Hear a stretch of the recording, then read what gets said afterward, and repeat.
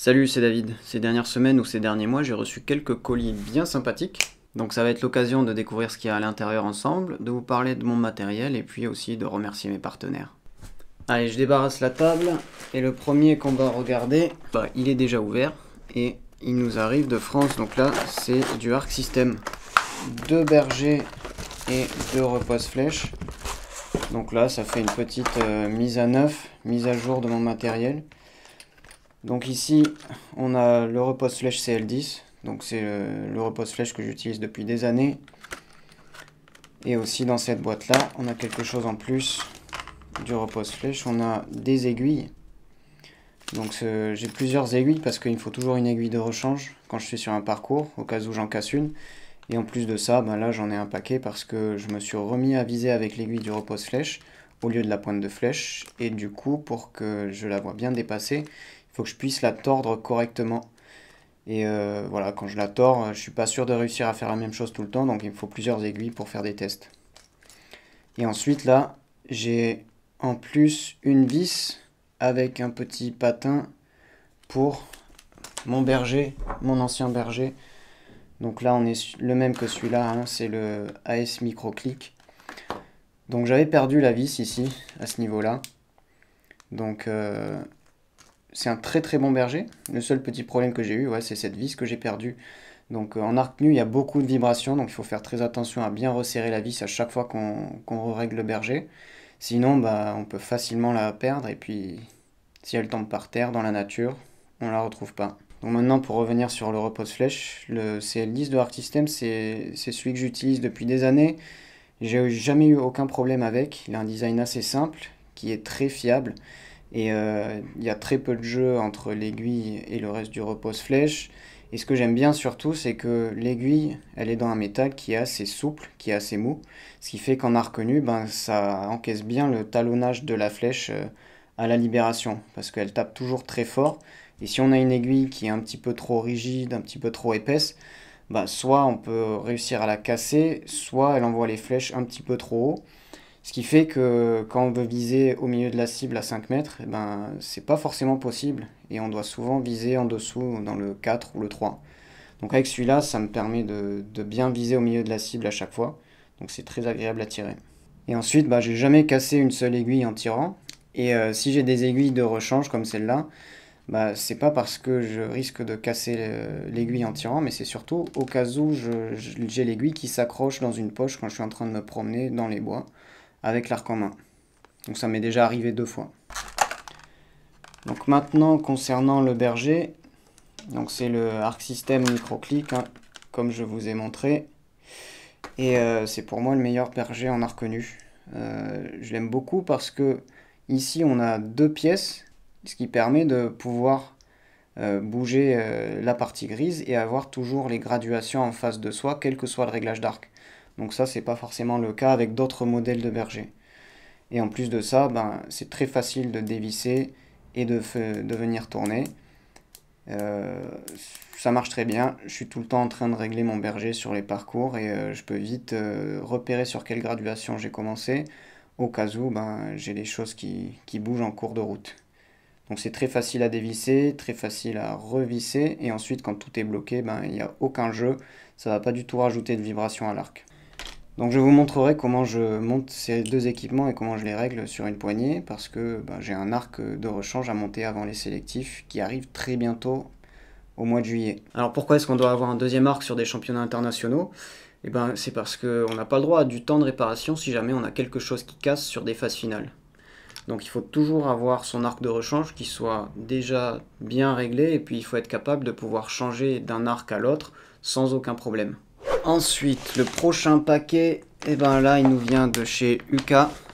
Donc on continue avec le matériel nécessaire pour monter mon arc de rechange. Et donc là, j'ouvre devant vous cette boîte. Ça fait un moment qu'elle est posée chez moi et qu'elle fait pas grand chose. Je voulais faire une vidéo, mais j'ai pas eu beaucoup de temps avant ça. Surtout, j'ai pas pris le temps parce que j'étais très occupé niveau travail. Donc voilà ce qu'on trouve dans la boîte. Donc les 2 branches qui sont maintenant dans des housses qui sont un petit peu plus solides que ce qu'on avait avant. Je peux vous montrer, d'ailleurs j'en ai une à portée de main. Donc ça c'était les housses de branche précédentes. C'est un tissu qui est beaucoup plus fin. Et là on a enfin quelque chose qui est plus du niveau de ce qu'on trouve chez les concurrents. Donc une housse qui est beaucoup plus épaisse et qui va mieux protéger la branche. Donc ça c'est cool. On a aussi des nouvelles housses comme ça pour les poignées qui sont un peu plus grandes. Et je peux maintenant ranger correctement toute la poignée sans enlever les masses et le berger. Et là donc une paire toute neuve de SX+. Donc elles sont vraiment très très jolies. Donc là on a des 70 pouces 40 livres. Et voilà, elles sont vraiment magnifiques. Si on regarde de plus près, on voit bien le carbone apparent avec le vernis mat qui est vraiment très très joli. Une des particularités qu'on peut voir, c'est qu'on n'a pas de vis ici qui ressort au niveau de la fixation ILF.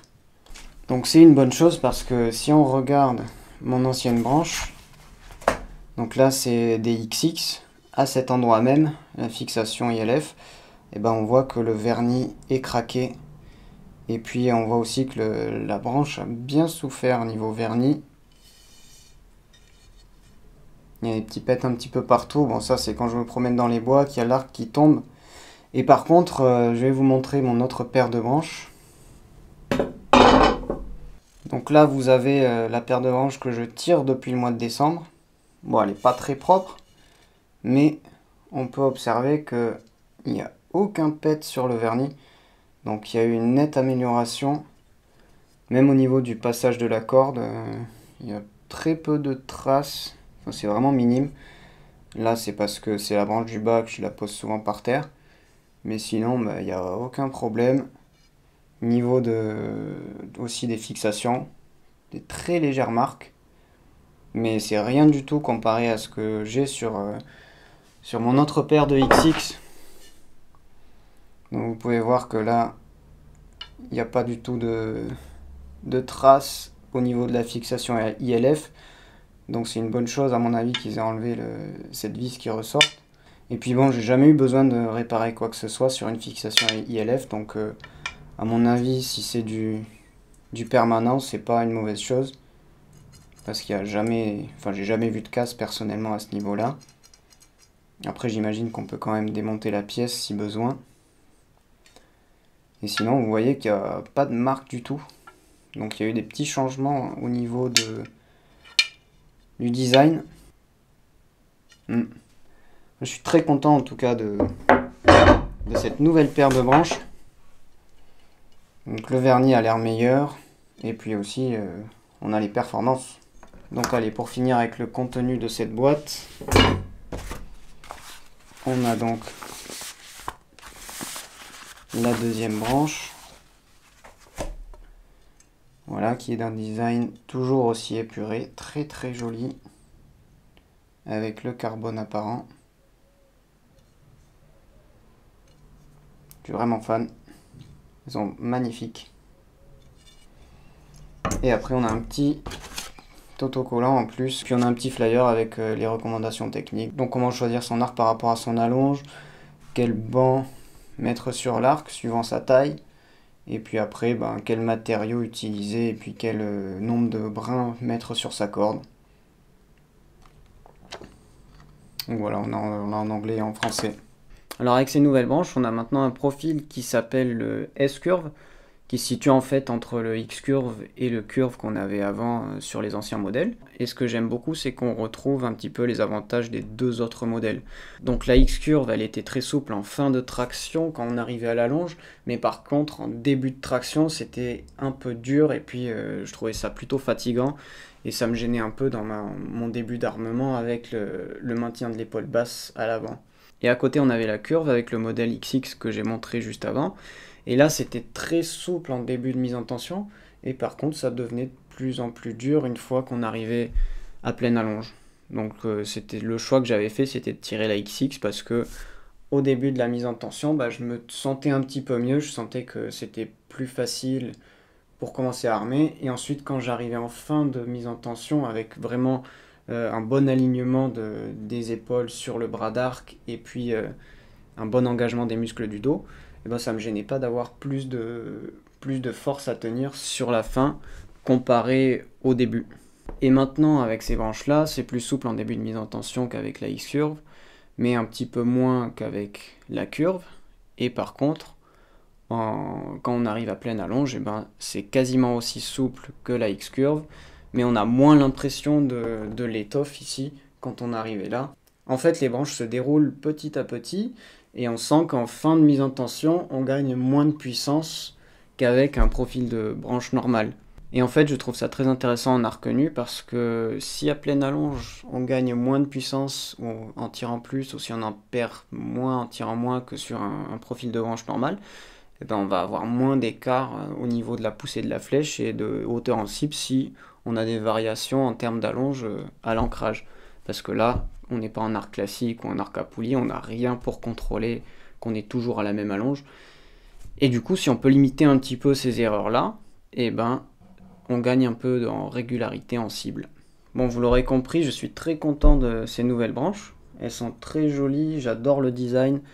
Elles fonctionnent très bien, elles sont très rapides. Apparemment, elles sont plus rapides que les anciens modèles.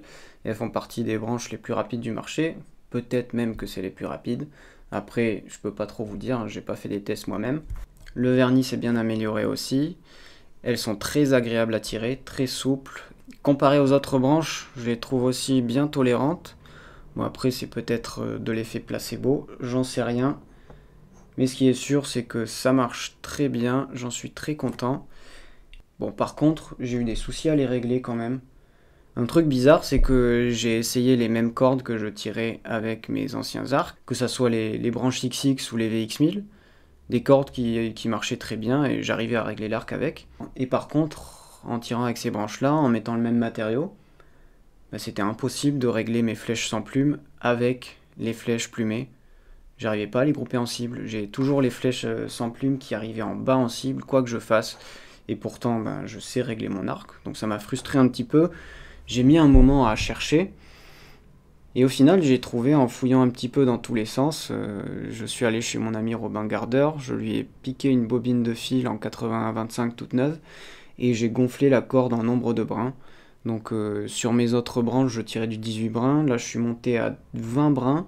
Alors que sur le petit papier qu'on a à l'intérieur, il est conseillé de tirer du 16 brins pour une branche de 40 livres. Je sais pas si vous allez voir là, si ça fait la mise au point. Donc du 16 brins pour 40 livres, alors que moi j'ai mis du 20 brins. Donc c'est peut-être le matériau de corde qui a changé, parce que j'utilisais une bobine qui avait déjà quelques années, et puis là j'en ai une toute neuve.